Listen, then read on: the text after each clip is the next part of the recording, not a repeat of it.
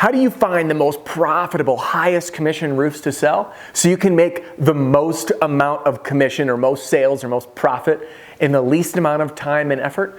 Now, this is a common question that I've been getting on YouTube comments, on emails, on the video, through the podcast, even LinkedIn. People are reaching out saying, Adam, I want to earn more. How can I do it?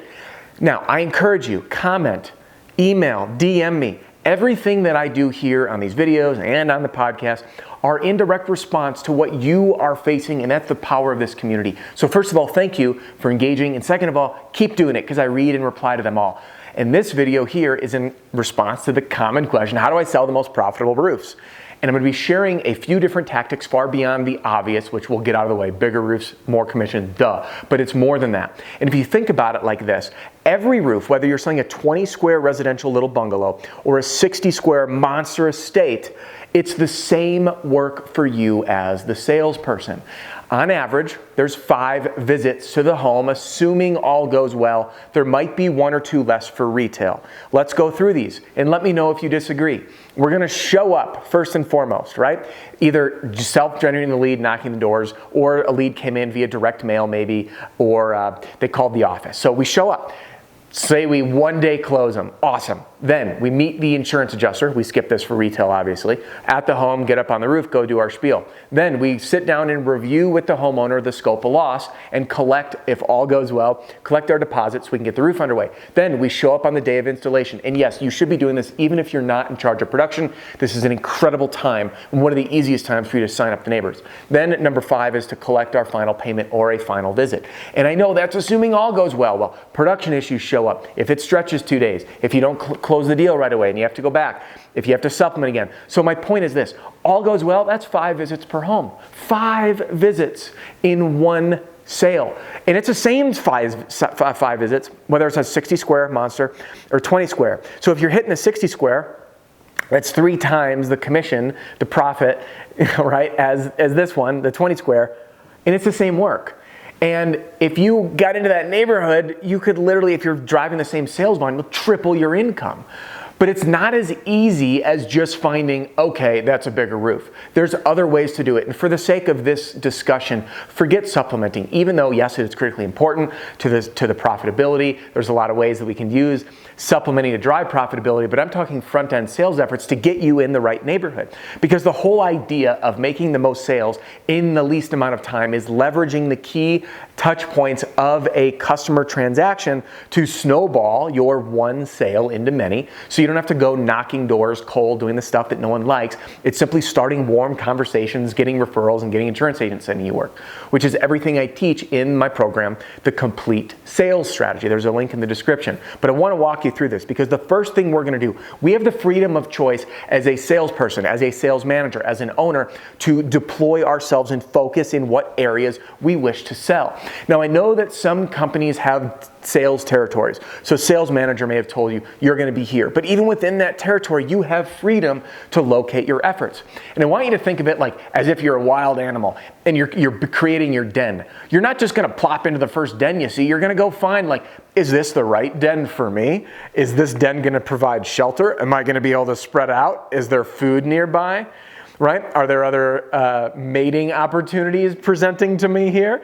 And you're going to have a little bit of choosiness to find your den. In roofing sales is no different. Your den, or as many people in the industry call it, your honey hole, is the area in which you establish, this is mine. I am going to put my efforts in this neighborhood because I know with 5 visits per home, why would I go here, here, here, here, here? I'm going to be burning gas, chewing through tires, wasting windshield time if I could just be in the same neighborhood. So I want to be choosy. So when we talk profitable roofs, one of the biggest factors isn't just onesie twosies, it's what's the right neighborhood, what's going to help me leverage my time the most, and then I'm going to go plop into that neighborhood, which I'm going to share in a minute because that's going to help on your profitability. So you can either crack it open, meaning make your first sale. It's the first storm. It's your first sale ever if you're new. It's the start of a season, right? So that's how we crack it open, make that first sale, and then propel that sale into dominating the neighborhood. And that's what I teach off my multi-touch marketing checklist in the Complete Sales Strategy. And for free, you can check out this video on my multi-touch marketing. Layering in the letters you leave at the door, the letters in the mail, showing back up with the SLAP formula to start a simple conversation conversation, layering in cold calling if you choose. And then all of a sudden, you're there 4 or 5 times at each door, people see you, and then all of a sudden there's this familiarity. And you have the most traction, the most results from these multiple touches. So now, before you put in all that effort, you want to make sure it's in the right place, like the animal in its den. Is there mating opportunity? Is there food? Is there comfort? Can I spread out? So put in the time to do some digital and in-person scouting. I did a video on digital scouting that you can check out right here. So the digital scouting, in-person scouting, you're going to find what are those profitable neighborhoods, and let's talk about that. Profitable neighborhoods are this. They're the right homes that you can sell in the most amount of time. So efficiency. If you don't have the big 60 square estates that you can work, but you're in a neighborhood that's all these bungalows and you relate to those people and you can just do high volume, awesome. But you might want to find even a little bit higher commission area, which I'll share with you in a second on how to kind of calculate that, before you put in your efforts to lock yourself in the neighborhood. Because the last thing you want to do is spend all this effort to get traction and get momentum, because it's so much easier to sign up more neighbors than it is to be the first person who chose that contractor, because no one knows you yet. So you find the right neighborhoods, and we have factors that are like this. Size. Duh, right? Bigger roofs, more commission. But that's not always the case. You can't always find big roofs. Not every area has these monster estates, lakefront properties, all that, right? So size, the obvious one. Number 2, historic homes often are 2-story and or steep. Both of those are more money per square. So I had a guy reach out to me and goes, Adam, I specialize in doing steep roofs. That's all I do. I focus on steep roofs. And he does it for a variety of different reasons. But it helps him also communicate to customers like, I'm the steep roof guy. I know exactly what it takes to install it. I know the difference for installation. I know the safety procedures, and I know how to keep your home protected during this install. And I know that we all do, but when you carve out and claim this identity of I am the steep roof guy or gal or whatever it is, all of a sudden people view you differently and say, hey, you can help me because I have a steep roof. Then there's historic homes. Let's say it's Victorian homes, right? And these homes are expensive to maintain and repair, and they have single pane windows, and you don't want things to go wrong. And people that live in these historic districts are very proud of their home, and they are very timid to work with people because they don't want anything to get messed up. So you might find that, okay, I do historic homes because guess what? They happen to be 2-story, they happen to be steep, and they happen to often have been roofed over and there was wood shake beneath. So now you're doing a 2-story steep, 2-layer tear off, redeck. These are expensive roofs with higher profit margins and more commission. So big roofs, steep roofs, 2-story roofs. Any areas that you found have a tendency to have multiple layers, okay? Those are some key factors. So how do you find the right ones? When I mentioned digital scouting, there's simple ways. You can use tools like interactive hail maps. Hail Trace, I haven't seen if they have this feature or not, but maybe they do. Someone can comment here and let me know. Of average income per zip code and average home value. That's going to give you an indication of where those nicer homes are. And then you can sit there on Google Street View and Google Maps. Use Google Earth even, and well, even just the satellite images, and you'll see larger roofs. You can locate there, or get in Street View and drive around in Street View and look for those bigger homes. Look for those 2-story homes. Then the last thing you can do is get simple measurements. You can do Eagle View Quick Squares, whatever roof measurement tool you do, and just grab a couple sample roofs from a neighborhood and put together a very rough estimate comparatively. If you're in one neighborhood and it's 25 square roofs on average and this one's 35 square, that difference is substantial. So if you can get your efforts to crack open the neighborhood that has roofs that are 10 square more and you sell 100, that's 100 more square. Do the math on what that commission would mean in your pocket, what that profit would be. It's the same work each way. So be smart about where you find your den to insert yourself, right? And then say, this is my neighborhood. This is where I'm gonna set up shop because I've got my opportunities. I've got my food. I've got the right resources here, and it's going to be comfortable for me. So don't always feel like you need to jump into the first place that you find. Think about this, that each single sale you make, whether it's 60 square or 20 square, is the same number of visits and the same work.